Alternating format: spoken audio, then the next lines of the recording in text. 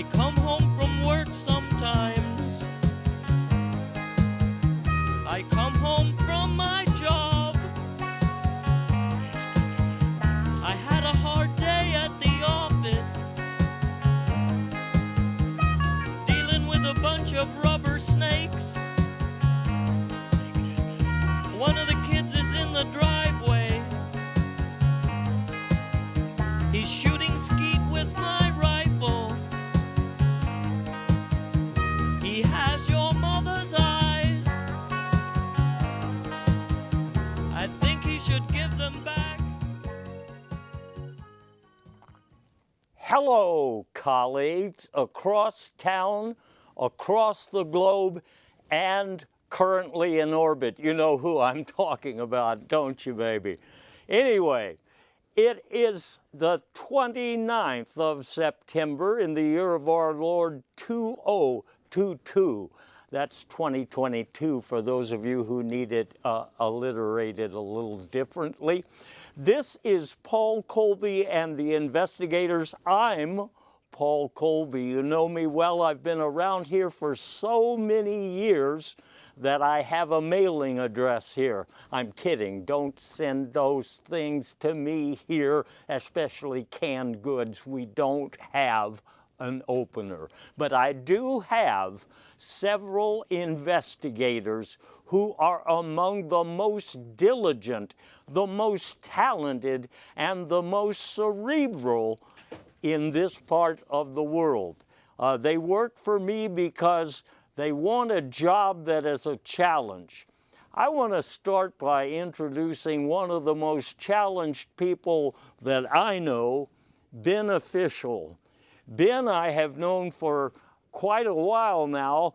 We go way back. I can't say where we go back to, but we go way back.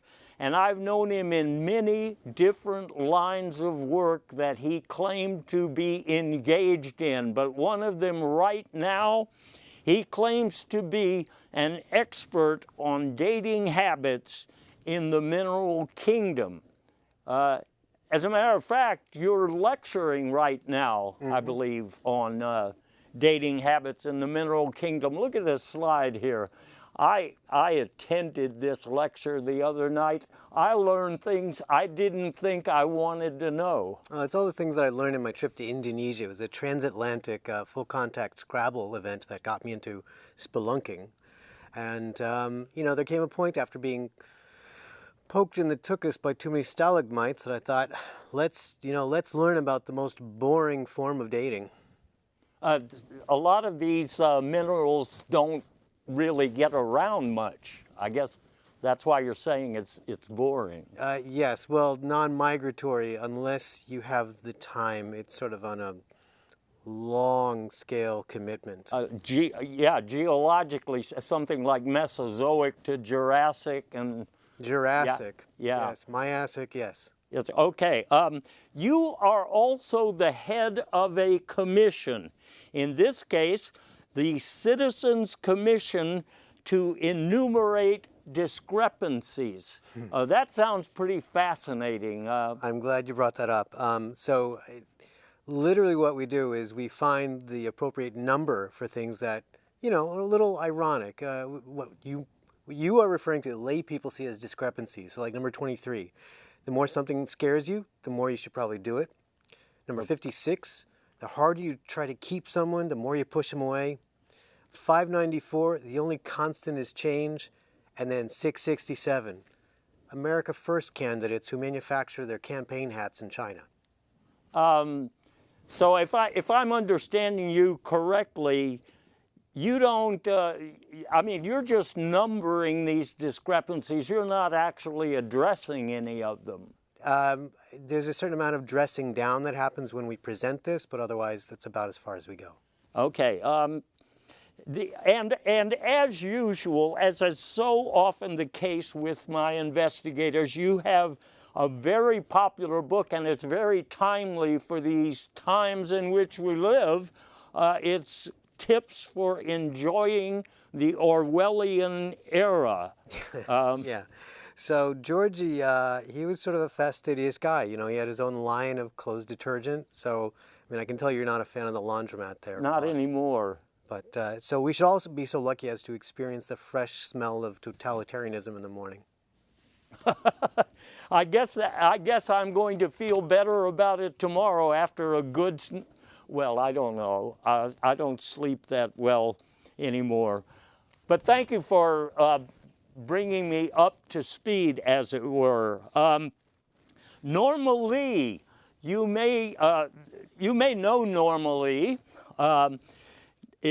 Norma is a freelance speechwriter for NFL linebackers, and I guess anybody else in the NFL who needs a speech written. That is true. That is true.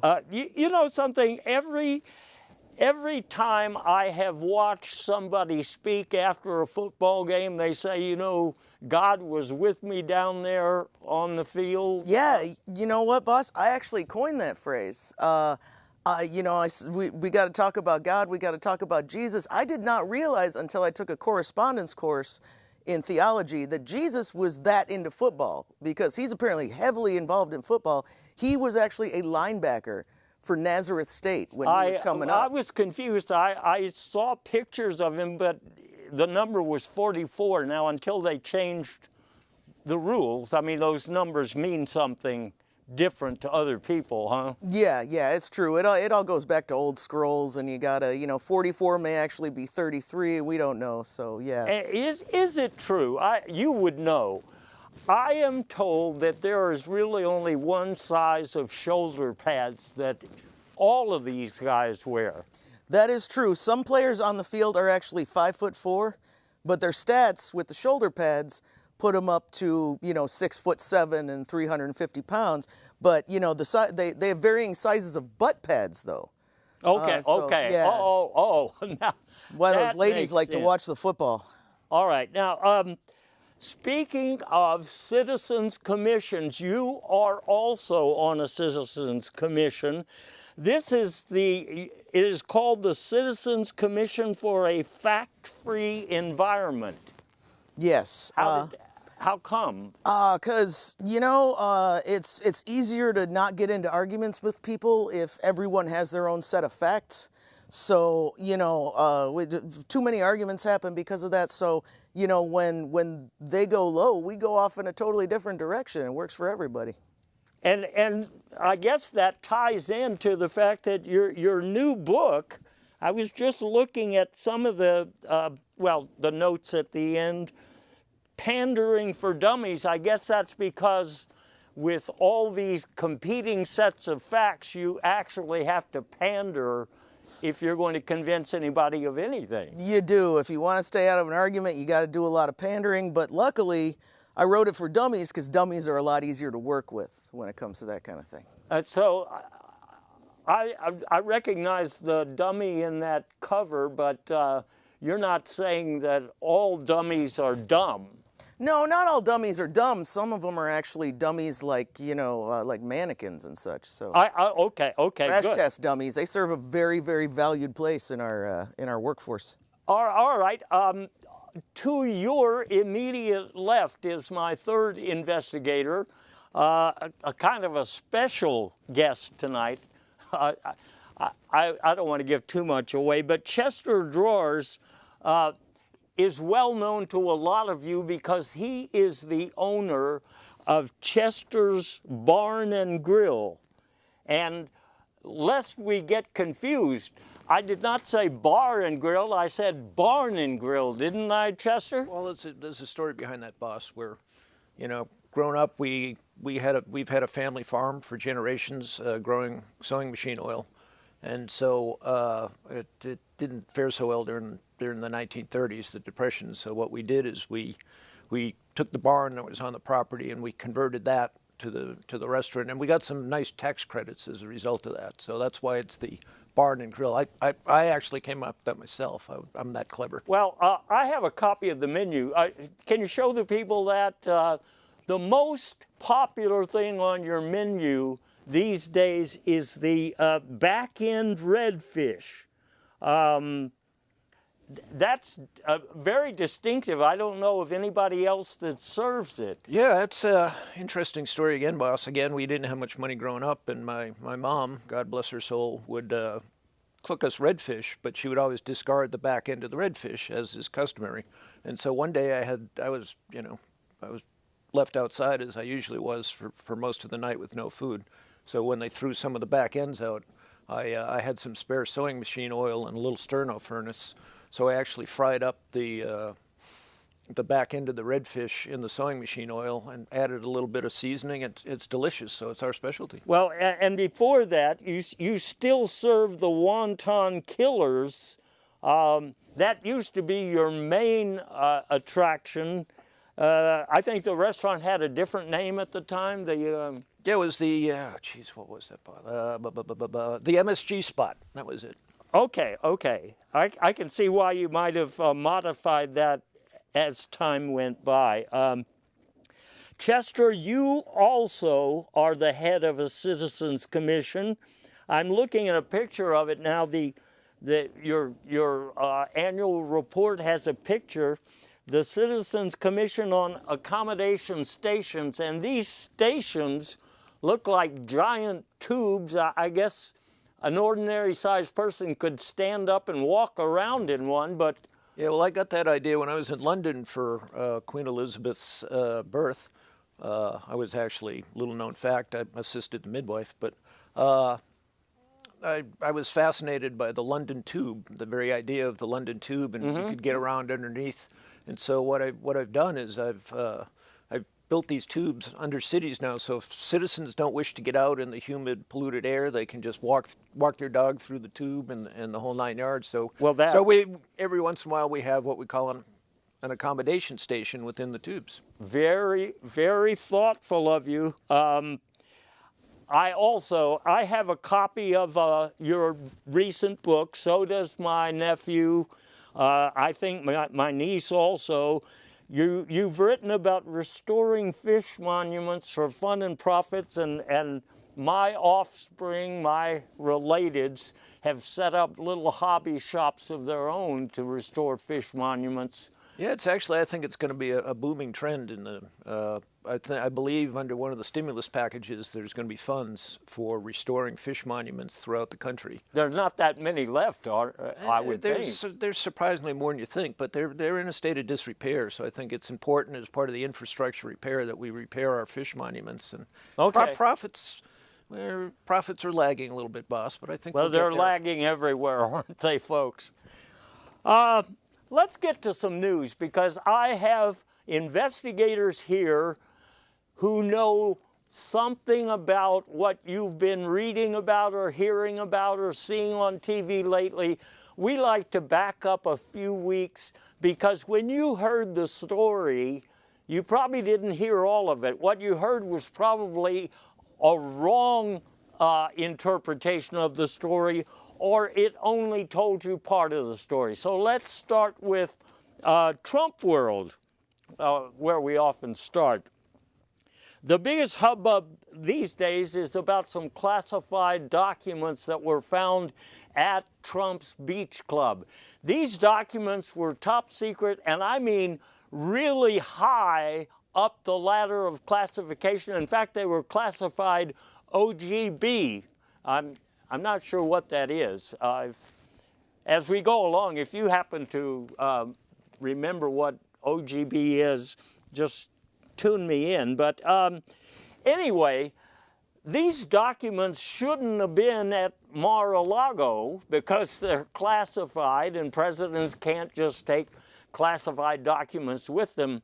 So I know Trump was trying to cover things up, and what he did was he sent them out to a local establishment to have them, remodeled, so they wouldn't look so offensive. And some of these things like top secret got changed to not secret, and that high classification OGB turned into DJT, et cetera, et cetera. And some of this language in some of the documents about nuclear weapons and things like that got changed.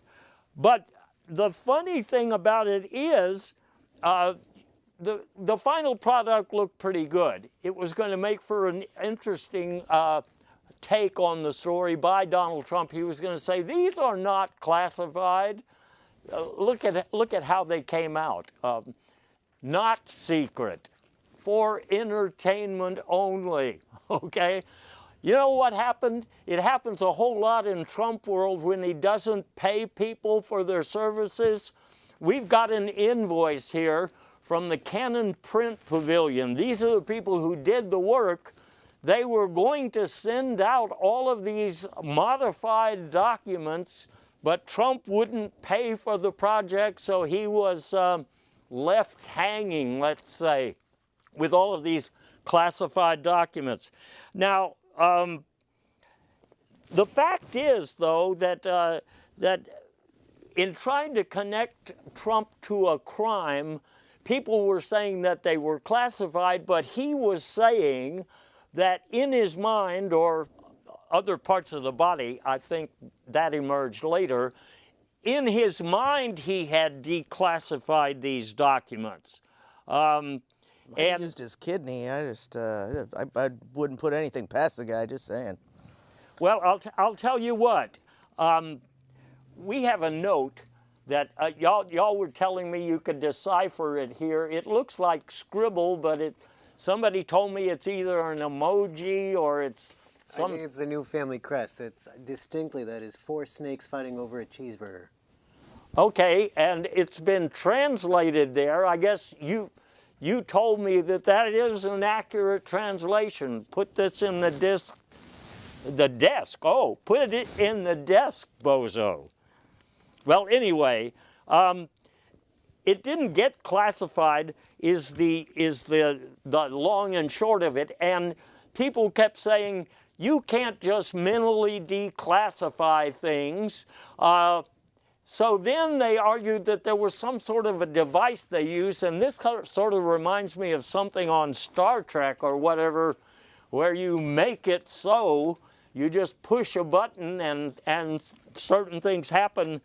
Well, I think that actually I managed to find my source. The device that's being used at Mar-a-Lago right now for all those declassifications. It says, Vladimir says niet. So there you go. Well, you heard it from the head of the commission's mouth. I was going to say horse, but I know that's not part of the mineral kingdom yet. They're working on it. Some of the concrete ones. Well, I'll have to sit on that joke. Okay, listen. As a result of all of this, you probably know by now, Trump has been trying to get new lawyers. And we saw in the paper the other day, the new guy in town, some guy named Chip Gerba, joining the legal team. The face looks familiar, except for the mask on there. You can't really tell. But he's been written up in some legal journals lately because he got a $5 million settlement against some Rotary Misfits, the big Rotary Misfits. I don't know what that is, but I was reading one of the paper. Let me say, you know, at the top it says it's citing the case. Other big girls versus big Rotary other big girls. Isn't that OBG? That's, yeah. You know, I was not at liberty to say, but I knew it all along. Other big girls. There's another one that's a lot less family friendly, though, that they're keeping Okay, under wraps. well, in any case, Trump is getting these new lawyers, all right? And let me just read from you here. I saw this on the TV last night. Trump's lawyers are getting lawyers from small towns to represent them. It's like a whole pyramid scheme. Like it's a Russian doll pyramid scheme of the legal set. Yes, and like it says here, many of these small town lawyers have never even seen a modern bus. I thought we had the text from that news show. Yeah, we do. They've never even seen a modern bus. They They don't know very much about illustrated journals of fishing accidents, except for this guy, Boswell Hube. And Boswell Hube is relatively famous. He's a small-town attorney who wrote a book called The Law is a Whore. But as I am remembering it here now, you're saying that Jerba is really just a front man, that the real lawyer they hired is Roger Stone? Yeah. Yep. Just Roger Stone. my network says that he's a popular guy. He hides in all the smallest But he doesn't holes even, and- he doesn't have a driver's license, much less a bar license. But I think he may have a barcode, boss. So. And you were telling me he even lost his liquor license. Oh yeah, yeah. So he can't even drink on the job. But okay. Oh, he's still trying. Trust, well, he's still okay, trying. all right. He has well, one of those hats, right, with the straw. Yeah, the little. I can, if yeah. you need some tips, I've got a wealth of experience in that area, so just send them to me. There will be a nominal fee involved, of course. But I got to tell you something. As a result of all of this, well, all of these problems, we have now a special master being appointed, and there's an anonymous book that was written about this topic. It's called A Special Master for a Special Mister, and it's written by, quote, anonymous. But I want you to know something. When you've got investigators like mine, you give them a little bit of data and they can unpack it for you, as the phrase goes these days. So first of all, you were telling me, Chester, that you know on the basis of some certainly if we can bring up that slide again, you can page 72 is page what 22, I believe. Yeah. Yeah, see, that clearly had to be written by either a lawyer or a judge, and my sources are telling me encumbrance of near substantial duplicity. Yeah, that's a well-known phrase in the Florida appeals court. So I'm going with an appeals judge. okay. And Well, there's another excerpt in there that makes me heavily suspect that the author is a woman. you're talking about page 241, I imagine. Yeah, page 241. Check that out.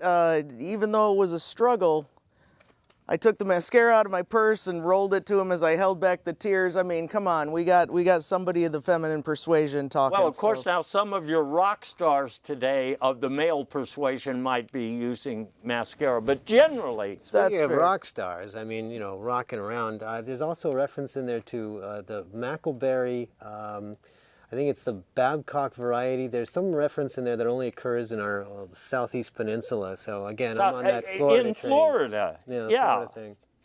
So, in other words, the book says anonymous, but my investigators can tell you that it is a judge who is a woman who is living or working in Florida.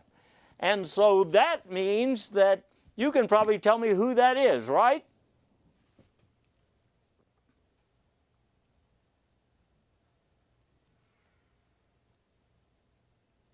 Can I be Paul Lind? Yeah, I guess so. We're live, I guess. Anyway, like I say, there's been a lot of activity lately. There have been 30 or 40 subpoenas to people who are working in and around the former president's White House. That includes, as I'm told, the former White House animal trainer, the joke writers, blame shifters, et cetera, et cetera, et cetera. I was on the London Tube with some of the leftover joke writers from the White House, and we got thrown off because we were airdropping too many subpoenaed photos. You know what? Before they sent those subpoenas, I am told they were sending nice, polite request letters, and many of them were declined. I'm looking at this one here that's redacted, but it's even signed with love. They're just asking the people to do a recitation of damaging admissions in some hot and sweaty building, but they do say with love. But they were turned down, which I guess that explains why they had to do these subpoenas. Well, I think, boss, you know, you're a big Beatles fan, but I believe they thought because they, you know, all you need is love. So if they express love, that would be all they would need to get the documents that they wanted. That's what my sources tell me. I think there was a popular quartet that had a message like that. I mean, I may be remembering All you need it. are subpoenas? Huh? All you need are subpoenas? Yeah, yeah. Okay. I forget what rhymes with it, though. You know what? Things were getting so tight that the FBI even confiscated the phone from Mr. Mr. Pillowman, let's just call him that, Mike Lindell. They got his phone. I'm not sure what they were looking for, but I think we'll find out, because guess where that phone is now? Hey, you know what? I got it right here. Check it out. Nine. I have the phone. You think. I've got the phone. Well, wait a minute. Now, y'all are confusing me because somebody sent me all of these.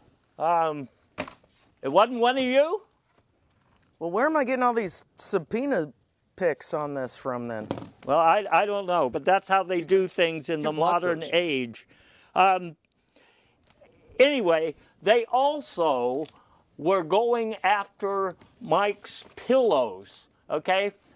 Picture number one, you've probably seen this before. This is just an ordinary special pillow from the Pillowman. But apparently the NSA has devices that can look inside, and there you are, you're looking inside, but for the life of me, I can't figure out what that is inside that pillow. But we also have a classified document, and look at that. There is some sort of a device in there that reminds me of the one we saw earlier, the Make It Happen sort of device that was used to declassify documents. But I have a surprise for all you investigators. You usually bring me the stories, but this time I've got to tell you something. I got a hold of the pillow and the pillowcase, and I got a hold of a special device. I haven't even looked at it myself, but this is what they have inside that pillow is a The front half of a Roomba. yeah, something like that. Clearly a toxic waste Is this a filtration part device. of a fish monument, maybe? Uh, Or is this possibly. from the mineral kingdom? Or is this what the NFL linebackers are using instead of helmets? Well, it certainly looks familiar because I know Tom Brady destroyed at least one last week. Well, I'm going to ask all of y'all to look at that when you have a little time, because maybe we can get to the bottom of it, even though the January 6th committee is sort of dragging their heels. But I'll tell you who's not dragging their heels: the state of New York. They are going after Mr. Trump and his family on the basis of some inflated values for the penthouse. And we have a picture right there of what is alleged to be the game room at the top of the penthouse. This was, I was told in prior testimony, courtroom testimony from the former president, that this was a giant room about 300 by 200, and if you're asking me, it looks like it's about 8 by 10. Well, he does have a history of inflating his assets, so to speak. He's, I mean, how do you think he got all those dates with supermodels back in the, and Stormy Daniels, I think, put clear to the rumor that he has large assets.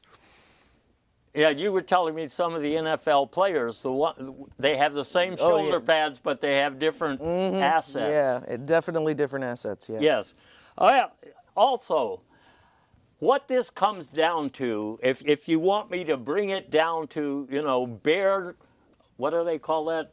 Bare knuckles or something. Anyway, Trump is in such big trouble that he is looking for a new gig. And we have some correspondence. I don't think you were supposed to see this.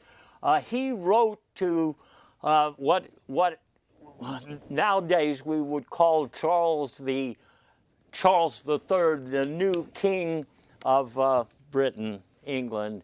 But anyway, he's just mentioning that he's between gigs and congratulating him on the big money headgear, which is different than the gear I just showed you there. So let's leave behind national politics for a minute. Let's get regional. I'd like to talk about some people named Abbott and well, DeSantis, if you want to know precisely, because what these boys have been doing is trying to use some people who immigrated here to the States for some sort of political stunts, I think they're called. Now, we know that both Mr. Abbott and Mr. DeSantis are very into asylum sneakers. You've seen the footwear ads, I'm sure. Some of my investigators have even bought some of these shoes just for testing purposes. It helps them run from the Secret Service. When the Secret Service runs after your van and it attempts to service and service and service. And that reminds me, speaking of outrunning people, we have a news story. It wasn't covered very much. You know that Governor Abbott is sending buses to to D.C., and apparently he accidentally, on purpose, sent Ken Paxton up to D.C. on a bus.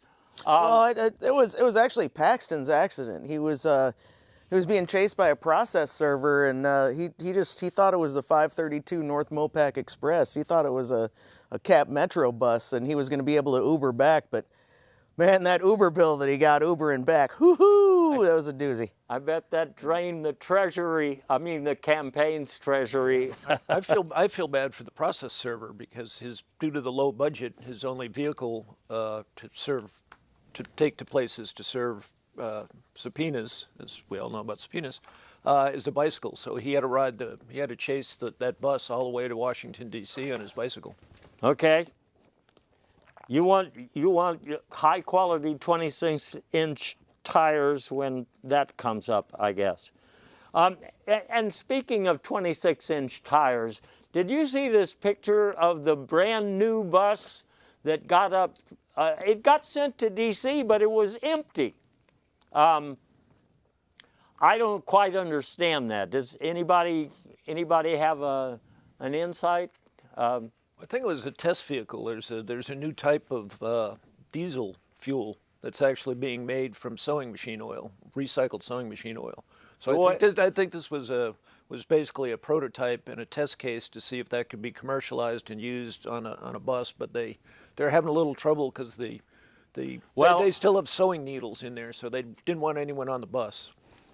I think that what Norma was telling me the other day, maybe you don't want to say it in public, but we think, or some of us have been told, that Governor Abbott sent this brand new electric bus up to D.C. to prove another point that we just want filthy buses polluting. Oh yeah, and it's working because here in Houston we've had 3 pollution air warnings in a row, so it's working. It's actually really working for his stock too. Okay, I heard that one thing Abbott has thought about doing, he's not doing it yet, but there's a test that he might want to follow up on, and that would be letting people out of the prisons, and I mean hundreds of people out of the prisons, and sending them up to D.C. He let some of them out, like for recess the other day. They took a group picture, but he didn't actually put them on the buses because, like you say, they were out of sewing machine oil, so they couldn't actually go anywhere that day. But they also have a theory that they can take all of the Beto supporters here in Texas who might present, you know, kind of a problem for the sitting governor, and send them all up to New York. Why? I'm not sure why New York, but in any case. Why not? Why not? Yes, because it is a rock and roll thing. Ron DeSantis, as I've been trying to indicate to you, was getting the best of Mr. Abbott, or Governor Abbott if you prefer, by offering an even better deal to some of these immigrants. He was going to put them up in a groovy place and take them to a show, and actually, I am told he was going to send them in orbit, was the next thing, but we'll get to that because we're going to talk about outer space. But first, I'd like to talk about fantasy football just because,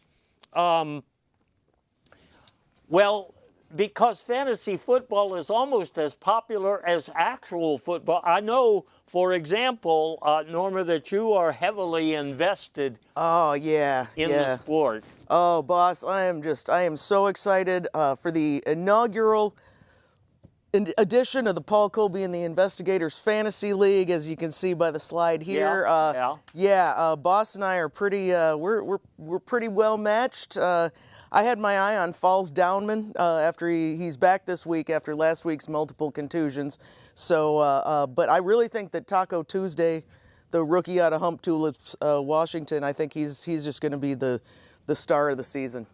Well, you understand all of this better than I, but what I have paid attention to is some legal problems that some of the big names in fantasy are having lately. For example, Drag Kings, they apparently got in trouble. A lot of people thought that they were going to be able to draft somebody other than Charles to be the next monarch in Great Britain, and so they apologized for it, but you know, a lot of people were confused. And then the other one, FanDuel, they were just served with a class action lawsuit, and I don't understand exactly why, but they're having big problems as well. I'm so disappointed. I think I was playing the wrong fantasy football. I mean, I showed up as Gandalf and I'm yelling, "Thou shall not pass!" And no one. Oh, that's lost. Yeah. If no one's passing, then you know I know a few teams that are screwed. Having that problem. Yeah. You just got right by an orc in the gut. Yeah. I would like to mention though that all of this is about money, and money does talk. So in California right now, you have two different propositions to take this fantasy football a little further. One of them would involve giving it to the tribes. You can see there are a lot of advantages. If you go to a casino, you could have casino and cuisino. You might be interested in that, Chester. And of course, you would have a lot of jobs for some dropouts, locally sourced milk. I'm not sure what the appeal is there. But there's another proposition would be to have everything online. I can see how that would be attractive to people. You don't have to be fully clothed. You can drink your own booze, which would be cheaper. In fact, Chester, you were telling me that people who are even 8 or 9 or 10 years old could pretend to be somebody old enough to gamble, and yeah, I'm really not at liberty to discuss people under the age of 18, boss, but I'm sure you understand that. So. Okay, so our conversation was off the record. Yeah. Off the record. Okay, like I'm saying, money, in this case, money talks like it does everywhere else, and so you even have college sports looking for more money. The Big 12 is expanding. I think it's going to become the Big 31. That's how many they have so far. And that's not necessarily the end of the expansion. There could be more. But I know that my favorite, I used to watch all the time on the weekends to see how Schrodinger's College was doing. They used to play people like the Holy Ghost Patrol. But if they get into the Big 31, think of the money they'll make. There is a problem with them, though, boss. You never know until the opening whistle. You never know whether the team is there or not there. So that's going to be a little tough to translate for the larger television audience, I think. Well, the great thing about Schrodinger's College, though, is when they do blow the whistle, you don't know if they're showing up to play football or hockey or what they're going to be doing on the field. They may all be dead. We don't know. Fantasy football, I'm afraid, has morphed into fantasy everything. So it seems to be invading the political sphere. For example, I guess you have heard that the gubernatorial candidate, Mr. Mastriano, famously was saying, you don't need to vote because I've already decided this election. If Donald Trump doesn't win, I'm going to throw out the ballots because he won already. So, in other words, in some of these fantasy, now I know you've been watching international news, and a certain once big power is going around to various homes, and people at gunpoint are being asked to do they vote for such and such a referendum? Now, we haven't got to that point here. I mean, that'll probably be a couple more weeks before we get to that. But like I say, some people are saying, who needs the election? It's not really, you don't need an election. We know who won, okay? So a lot of people will tell you that the Republican Party, for example, is trying to win without actually having a platform. They're just saying, we're not the Democrats, so vote for us. But they do have some policies. For example, I was studying their gun control reform proposal the other day, and it really is interesting. Point number one, they say we should prohibit gun sales to drunk drivers. But you were telling me, Ben, they only mean you can't be drunk when you're buying the weapons. You can be sober when you buy them and then go out after you bought the gun and tank it up. Yeah, a little pew-pew with the liquor, yep. That doesn't happen in the mineral kingdom, I'm sure. No, well, it takes a while to get drunk, like a long while, like a lot of shots. And besides which, those people don't even have guns. They just have earthquakes and... pellet shooters. Yeah. Brings a whole new meaning to the term doing shots. So I can see how that happens. Look at point two. Point two, make thoughts and prayers mandatory. Now, this is like some of the Republican senators were proposing that anybody who's going to commit a mass shooting has to announce it. And they were going to have a government-sponsored bulletin board where you could announce your next mass shooting. But that wasn't going down well with a lot of people, and so they changed it. The sponsors now said you're going to have mandatory thoughts and prayers. But what you were explaining, Norma, this looks like a backdoor way of getting prayer back into the public schools. Yeah, that's true. In fact, first I got flyered about the mass shooting. Kid came to my door and actually let me know, this was happening, and so I made sure I moved. And then then I was flyered again by the same kid after he got shut down, and he said, okay, well, you need to get your thoughts and prayers in order in advance. And I said, well, am I going to have to move again? This is just, it's getting a little ridiculous. Okay. I'm sorry you got irritated with the younger set, but Every time.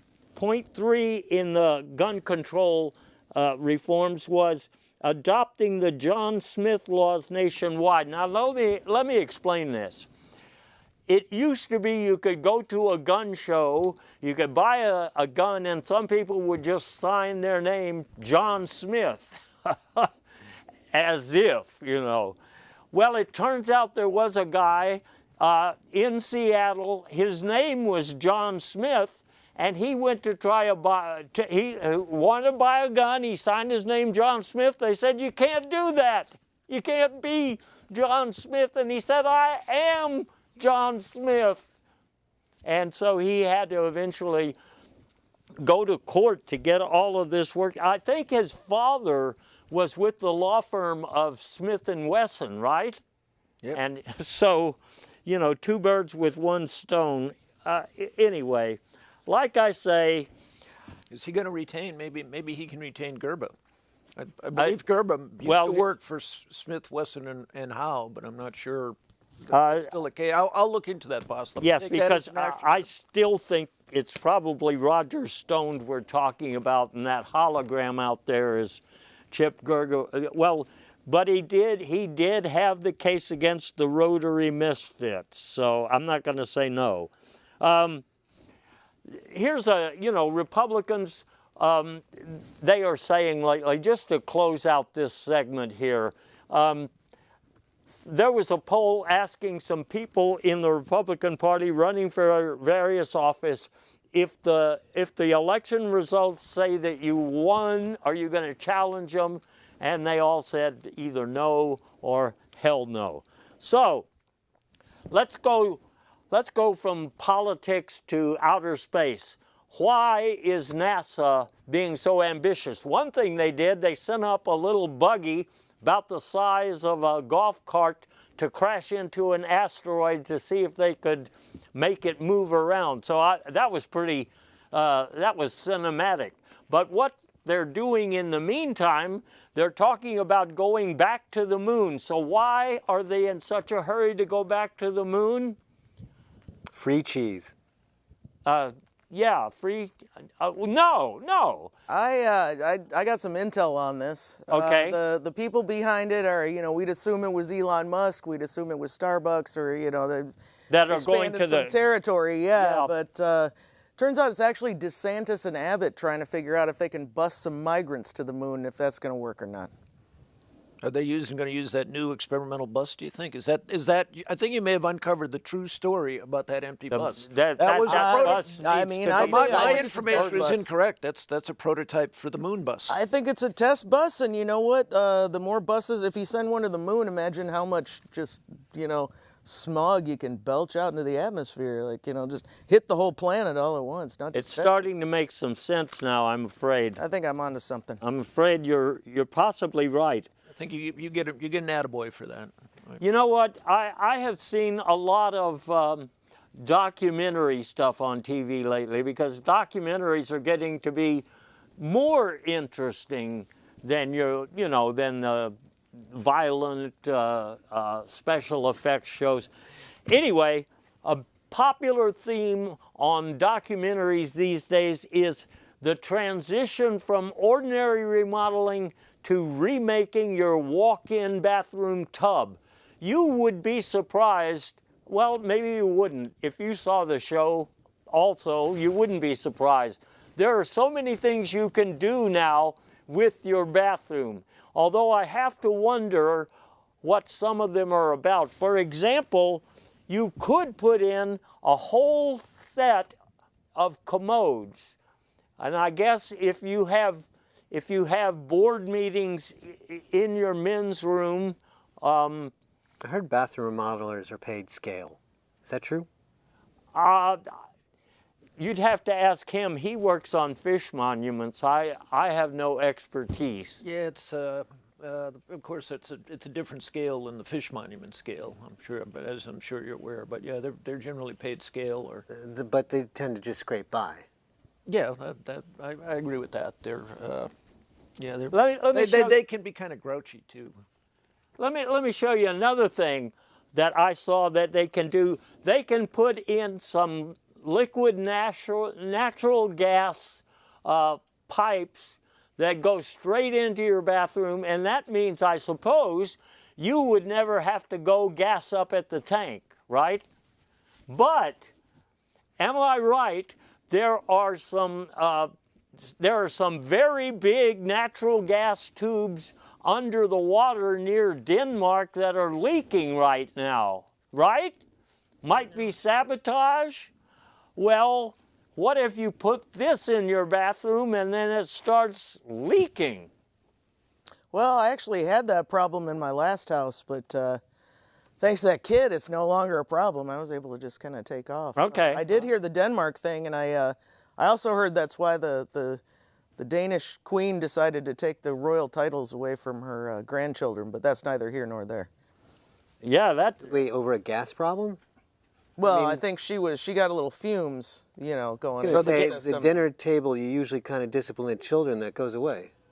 Well, So is that did See, that gas problem lead to the invention of that multiple commode bathroom, perhaps?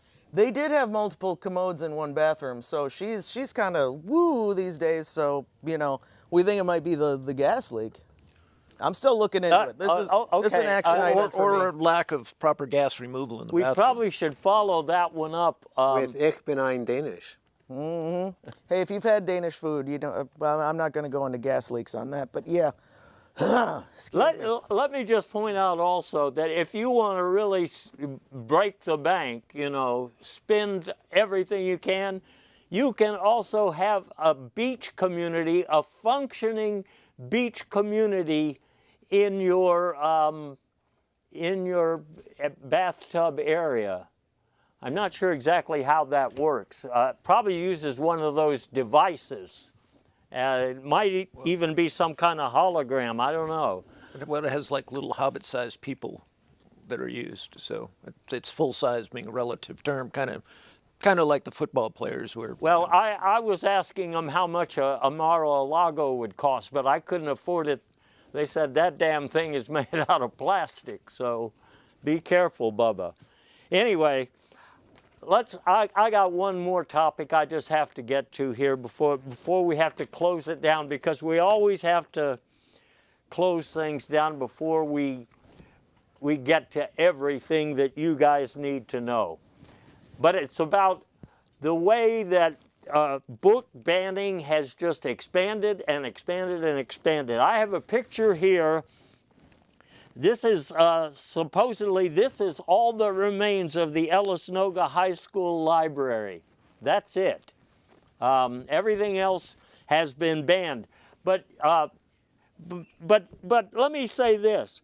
Some of the things being banned these days, I read them and I thought they contributed to my growth. For example, there is a girl who is on trial now for burning down an entire suburb. She blames Ray Bradbury. She read Fahrenheit 451. And then, I don't understand the picture, but that's what happened. And then there was this other lady named Selma, and you can never trust a lady named Selma. You know that, Norma, okay? And she read Tequila Mockingbird. I guess you shouldn't read that on an empty stomach, huh? You should have some starch if you're going to do that. Yeah, I've had some serious issues back in my days with Tequila Mockingbird. It was very, especially I remember my 30th birthday, but fair to say I actually don't remember my 30th birthday. That's funny. A lady named Selma ruined my 30th birthday. So Yeah, she was sent to a band encampment. I think there's some rock formation named Selma also that was considered armed and dangerous. I mean, you didn't mention that in the lecture. I was going to stand up and ask a question, but I'm glad you didn't. I think Selma, that rock formation is two pretty much perfect geodesic domes abutting one another. One other book. There's a convicted drug dealer, and he says the reason that he went down that wrong path years and years ago is because he read Orwell's Animal Farm. And it was all uphill from there. So there you go. Like I say, we try to cover as many subjects as we can, but we never get to everything. And that's why we come back to see you again. So I expect that we will be seeing you again. And probably we'll have different names and different phones and maybe even different addresses, because that's what it takes to get around in this free country of ours anymore. I'm sorry, Ben, if we're interrupting something. Okay, all right. But like I say, we will be back, and we're counting on you to be there when we come back. Okay? So I'm signing 30 for this. Now, Norma, you were telling me something about the... yeah, one second. Let's see. It's another subpoena pick. All right, so so I went to our agent's office, right, to talk about the promotion for the show. Yeah.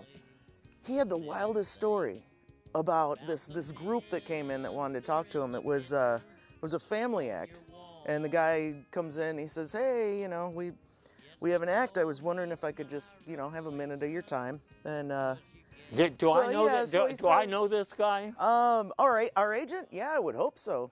Jeez. I didn't. Okay. So yeah, well, you know, I can't say Some his guy name on the air, of course. Wearing but shoulder pads. That guy. yeah, I can't say his name on the air, but yeah, you know, he goes undercover like us.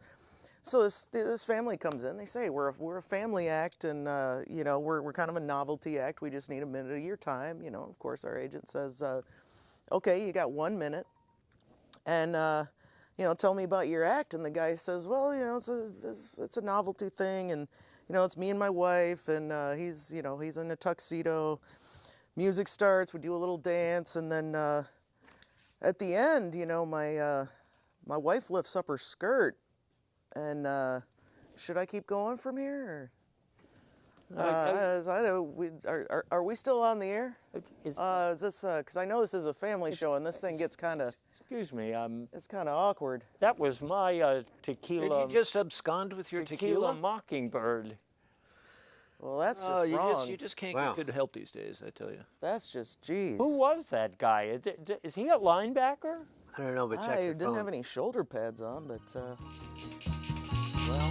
So anyway, yeah. So the wife lifts her skirt, right? And then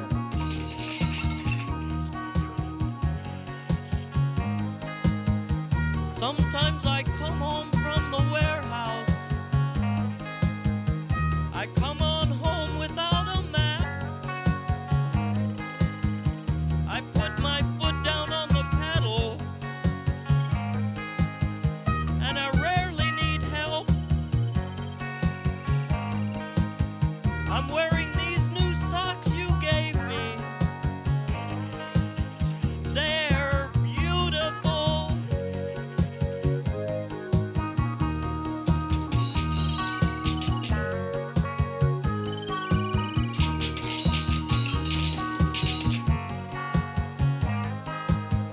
Sometimes I go to the PTA meeting to get a look at Johnny's biology teacher.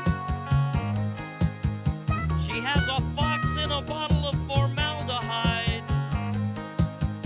or so I am told. Now go out and dig that Pacific